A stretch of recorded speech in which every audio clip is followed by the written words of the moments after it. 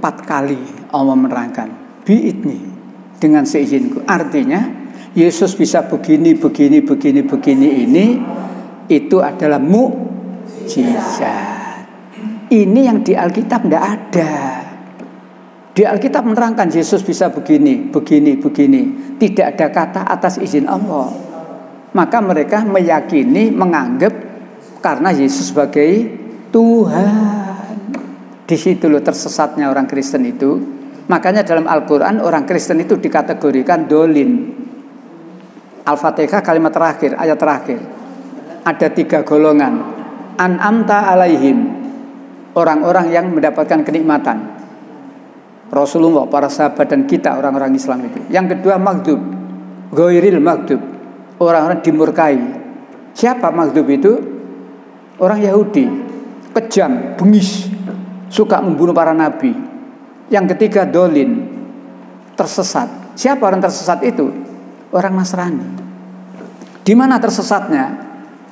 Ya ini, Yesus itu anaknya Maryam, tapi dikatakan sebagai anaknya Tuhan. Yesus itu nabi, tapi dikatakan tersesat. Jadi 3 golongan dari surat Al-Fatihah itu jelas ya. Nah, mudah-mudahan kita tidak tergelincir menjadi orang yang tersesat, dan jangan tergelincir menjadi orang yang dimurkai oleh Allah ya.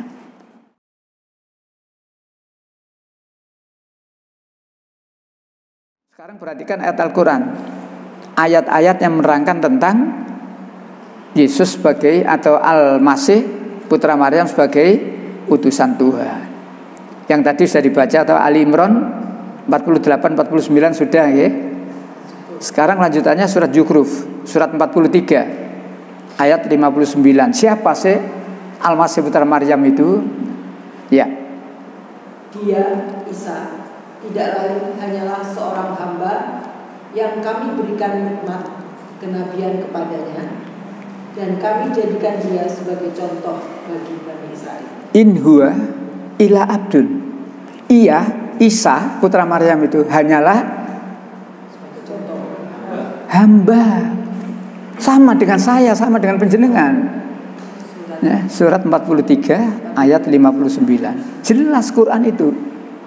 Dan ia, Isa hanyalah hamba.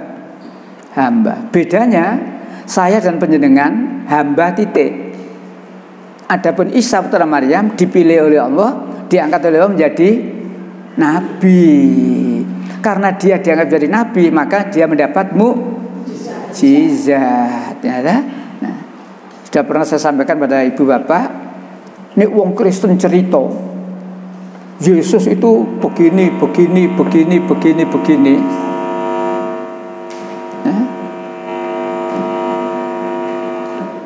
Kalau Yesus itu, orang Kristen cerita Yesus itu bisa membuat burung dari tanah, ditiup bisa menjadi burung dan terbang. Yesus bisa sampai pada klimaksnya Yesus bisa menghidupkan orang yang mati. Ibu bapak ingat jawabannya? Orang gumun. Jawabannya orang gumun. Orang gumun itu tidak heran. Jadi kalau orang Kristen cerita tentang kehebatan Yesus ini jawaban singkat saja, tidak heran. Kenapa tidak heran? Nih yang saya tulis spidol itu, baca 5:110. Nah, sengaja saya tulis dengan spidol ya. Nah, itu. Dan ingatlah ketika Allah berfirman, wahai Isa putra Maryam, ingatlah nikmatku kepadamu dan kepada ibumu, sewaktu aku menguatkanmu dengan Rohul Kudus. Engkau dapat dan setelah dewasa. Dan ingatlah ketika aku mengajarkan menulis kepadamu juga hikmah, Taurat dan Injil. Dan ingatlah ketika engkau membentuk dari tanah berupa burung dengan seizinku. Dengan seizinku, 1. Terus. Kemudian engkau meniupnya, lalu menjadi seekor burung yang sebenarnya dengan seizinku. Dengan seizinku, 2. Terus. Dan ingatlah ketika engkau menyembuhkan orang yang buta sejak lahir dan orang yang berpenyakit kusta dengan seizinku. 3. terus. Dan ingatlah, ketika engkau mengeluarkan orang mati dari kubur menjadi hidup dengan seizinku. 4 kali Allah menerangkan bi'idni, dengan seizinku. Artinya Yesus bisa begini ini, itu adalah mukjizat. Ini yang di Alkitab tidak ada. Di Alkitab menerangkan Yesus bisa begini. Tidak ada kata atas izin Allah. Maka mereka meyakini, menganggap karena Yesus sebagai Tuhan. Di situ loh tersesatnya orang Kristen itu.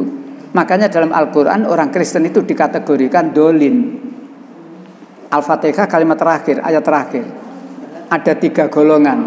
An'amta alaihim, orang-orang yang mendapatkan kenikmatan. Rasulullah, para sahabat dan kita orang-orang Islam itu. Yang kedua maghdub, ghairil maghdub, orang-orang dimurkai. Siapa maghdub itu? Orang Yahudi, kejam, bengis, suka membunuh para nabi. Yang ketiga dolin, tersesat. Siapa orang tersesat itu? Orang Nasrani. Di mana tersesatnya? Ya ini, Yesus itu anaknya Maryam, tapi dikatakan sebagai anaknya Tuhan. Yesus itu nabi, tapi dikatakan tersesat. Jadi 3 golongan dari surat Al-Fatihah itu jelas ya. Nah, mudah-mudahan kita tidak tergelincir menjadi orang yang tersesat, dan jangan tergelincir menjadi orang yang dimurkai oleh Allah.